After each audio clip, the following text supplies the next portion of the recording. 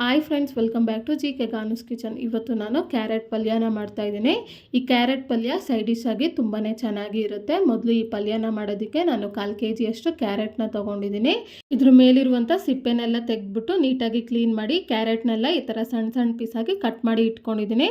ಕ್ಯಾರೆಟ್ನ ಈ ಥರ ರೆಡಿ ಮಾಡ್ಕೊಂಡಾದ್ಮೇಲೆ ಈಗ ಈ ಪಲ್ಯನ ಮಾಡೋದಕ್ಕೆ ಈ ಥರ ಒಂದು ಕಡಾಯಿನ ತೊಗೊಂಡಿದ್ದೀನಿ. ಸ್ಟವ್ನ ಆನ್ ಮಾಡಿ ಇದಕ್ಕೆ 3 ರಿಂದ 4 ಟೇಬಲ್ ಸ್ಪೂನ್ ಆಗೋಷ್ಟು ಎಣ್ಣೆನ ಹಾಕ್ತಾ ಇದ್ದೀನಿ. ಎಣ್ಣೆ ಕಾದ್ಮೇಲೆ ಈಗ ಇದಕ್ಕೆ ಅರ್ಧ ಟೇಬಲ್ ಸ್ಪೂನ್ ಅಷ್ಟು ಸಾಸಿವೆನ ಸೇರಿಸ್ತಾ ಇದ್ದೀನಿ. ಸಾಸಿವೆ ಸಿಡಿದಾದ್ಮೇಲೆ ಈಗ ಇದಕ್ಕೆ 1 ಟೇಬಲ್ ಸ್ಪೂನ್ ಅಷ್ಟು ಕಡಲೆಬೇಳೆನ ಸೇರಿಸ್ತಾ ಇದ್ದೀನಿ. ಹಾಗೆ 1 ಟೇಬಲ್ ಸ್ಪೂನ್ ಅಷ್ಟು ಉದ್ದಿನ ಬೇಳೆನ ಸೇರಿಸ್ತಾ ಇದ್ದೀನಿ. ಇದೆರಡನ್ನೂ ಸೇರಿಸಿ ಒಂದ್ಸಾರಿ ಮಿಕ್ಸ್ ಮಾಡ್ಕೊತಾ ಇದ್ದೀನಿ. ಈ ತರ ಮಿಕ್ಸ್ ಮಾಡ್ಕೊತ ಲೋ ಫ್ಲೇಮ್ನಲ್ಲೇ ಈ ಕಡಲೆಬೇಳೆ ಮತ್ತೆ ಉದ್ದಿನ ಬೇಳೆ ಬ್ರೌನ್ ಕಲರ್ ಬರೋ ತನಕ ಫ್ರೈ ಮಾಡ್ಕೋಬೇಕು. ಈಗ ನೋಡಿ, ಈ ಕಡಲೆಬೇಳೆ ಮತ್ತು ಉದ್ದಿನಬೇಳೆ ಈ ಥರ ಬ್ರೌನ್ ಕಲರ್ ಆಗಿ ಫ್ರೈ ಆಗಿದೆ. ಈ ಥರ ಫ್ರೈ ಮಾಡ್ಕೊಂಡಾದ್ಮೇಲೆ ಈಗ ಇದಕ್ಕೆ ಒಂದು ಮೀಡಿಯಮ್ ಸೈಜ್ ಇರುವಂಥ ಈರುಳ್ಳಿನ ಈ ಥರ ಸಣ್ಣ ಸಣ್ಣ ಪೀಸಾಗಿ ಕಟ್ ಮಾಡ್ಕೊಂಡಿದ್ದೀನಿ, ಅದನ್ನು ಸೇರಿಸ್ತಾ ಇದ್ದೀನಿ. ಹಾಗೆ ಒಂದು 3 ಹಸಿಮೆಣಸಿನ್ಕಾಯಿನ ಈ ಥರ ಉದ್ದವಾಗಿ ಕಟ್ ಮಾಡ್ಕೊಂಡಿದ್ದೀನಿ, ಅದನ್ನು ಸೇರಿಸ್ತಾ ಇದ್ದೀನಿ. ಈಗ ಇದಕ್ಕೆ ಸ್ವಲ್ಪ ಕರಿಬೇವನ್ನ ಸೇರಿಸ್ತಾ ಇದ್ದೀನಿ. ಇದನ್ನೆಲ್ಲ ಸೇರಿಸಿ ಒಂದ್ಸಾರಿ ಮಿಕ್ಸ್ ಮಾಡ್ಕೊತಾ ಇದ್ದೀನಿ. ಈ ಥರ ಮಿಕ್ಸ್ ಮಾಡ್ಕೊತ ಈರುಳ್ಳಿ ಎಲ್ಲ 50% ಅಷ್ಟು ಫ್ರೈ ಮಾಡ್ಕೋಬೇಕು. ಈಗ ನೋಡಿ, ಈರುಳ್ಳಿ ಎಲ್ಲ 50% ಅಷ್ಟು ಈ ಥರ ಫ್ರೈ ಆಗಿದೆ. ಈ ಥರ ಫ್ರೈ ಮಾಡ್ಕೊಂಡಾದ್ಮೇಲೆ ಆಲ್ರೆಡಿ ನಾವು ಈ ಥರ ಸಣ್ಣ ಸಣ್ಣ ಪೀಸಾಗಿ ಕಟ್ ಮಾಡಿ ಇಟ್ಕೊಂಡಂಥ ಕ್ಯಾರೆಟ್ನ ಇದಕ್ಕೆ ಸೇರಿಸ್ತಾ ಇದ್ದೀನಿ. ಹಾಗೆ 1/4 ಟೇಬಲ್ ಸ್ಪೂನ್ ಅಷ್ಟು ಅರಿಶಿನ ಪುಡಿನ ಸೇರಿಸ್ತಾ ಇದ್ದೀನಿ. ಹಾಗೆ ರುಚಿಗೆ ತಕ್ಕಷ್ಟು ಪುಡಿ ಉಪ್ಪನ್ನ ಸೇರಿಸ್ತಾ ಇದ್ದೀನಿ. ಇದನ್ನೆಲ್ಲ ಸೇರಿಸಿ ಒಂದ್ಸಾರಿ ಮಿಕ್ಸ್ ಮಾಡ್ಕೊತಾ ಇದ್ದೀನಿ. ಈ ಥರ ಮಿಕ್ಸ್ ಮಾಡ್ಕೊಂಡಾದ್ಮೇಲೆ ಈಗ ಇದನ್ನು ಮುಚ್ಚಿಡ್ತಾ ಇದ್ದೀನಿ. ಹಾಗೆ ಈ ಕ್ಯಾರೆಟ್ನ ಮೀಡಿಯಂ ಫ್ಲೇಮ್ನಲ್ಲೇ ಮಧ್ಯದಲ್ಲಿ ಮಿಕ್ಸ್ ಮಾಡ್ಕೊತ ಫ್ರೈ ಮಾಡ್ಕೊತ ಬೇಯಿಸ್ಕೋಬೇಕು.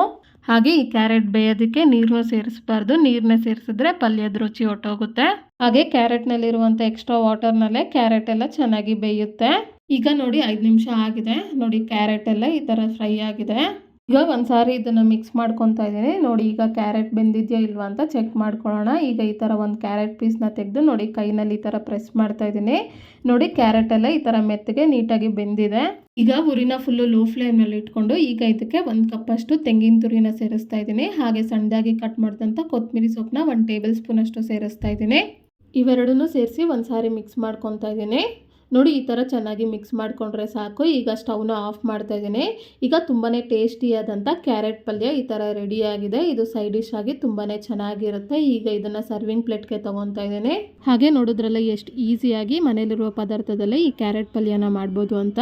ಹಾಗೆ ಈ ರೆಸಿಪಿನ ನೀವು ಒಂದ್ಸಾರಿ ಟ್ರೈ ಮಾಡಿ ನಿಮ್ಗೆ ಹೇಗೆ ಬಂತು ಅಂತ ನನಗೆ ಕಮೆಂಟ್ ಬಾಕ್ಸ್ನಲ್ಲಿ ತಿಳಿಸಿ. ಹಾಗೆ ನಿಮ್ಗೆ ಯಾವುದೇ ರೆಸಿಪಿ ಬೇಕಾಗಿದ್ದರೂ ಕಮೆಂಟ್ ಬಾಕ್ಸ್ನಲ್ಲಿ ಕಮೆಂಟ್ ಮಾಡಿ. ಹಾಗೆ ಈ ರೆಸಿಪಿ ನಿಮ್ಗೆ ಇಷ್ಟ ಆದಲ್ಲಿ ಲೈಕ್ ಮಾಡಿ, ಶೇರ್ ಮಾಡಿ, ಸಬ್ಸ್ಕ್ರೈಬ್ ಮಾಡಿ.